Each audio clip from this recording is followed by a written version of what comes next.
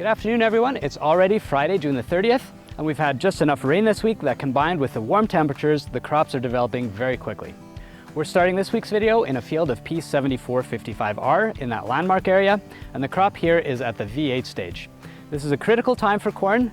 In terms of development, so there's a few things to talk about. First, we should be aware that the ear shoots are just starting to develop along the main stem of these corn plants. This is important because if we can reduce the stress that the plants are under now, we're going to likely see more kernel rows around on each ear at harvest time, and that's going to be a major component in terms of building yield potential.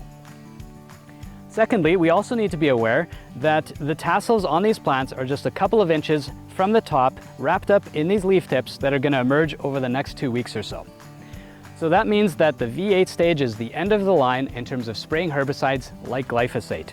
From this point forward, we want to avoid having either herbicides or fertilizer fall into the whirl of these plants. So if there are some required later season applications that need to be done, they should be either put beside the canopy or underneath if possible.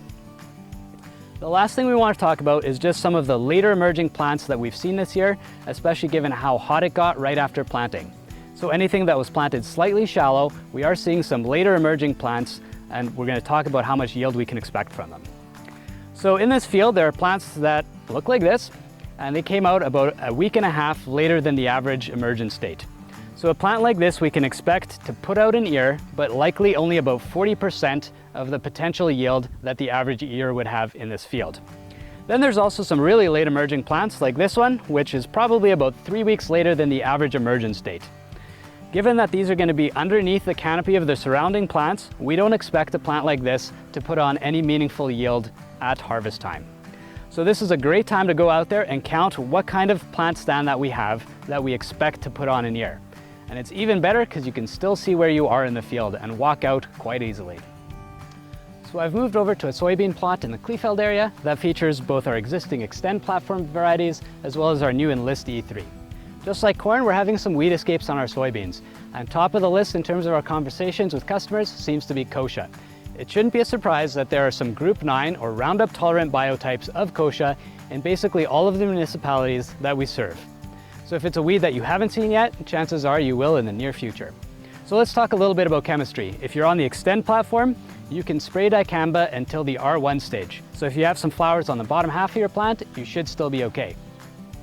If you're on the new Enlist E3 platform moving forward, you can spray Liberty 200 SN until the first flowers appear.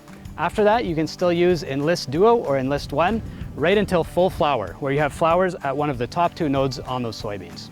If you have questions about this, please pencil in July 19th. It's a Wednesday in a couple of weeks. We're going to be meeting in this field to talk all things chemistry as well as what we're seeing in the field at that point in the season. So put it on your calendar and we'll have some more details for you by next week. Corteva's research and development team is constantly working on new Pioneer products that will be a fit on your farm. A new product that we're keeping our eye on this year is a field of this P9482 SXE. This is Pioneer's first brown midrib corn that conceivably can be grown in our climate.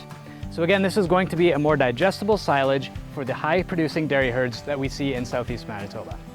Again, we'll keep our eye on this for the rest of the season and make sure that it stands up in the climate that we have to work with. Thanks again for watching our weekly video updates, and we hope that everyone has a fantastic and also relaxing Canada Day long weekend.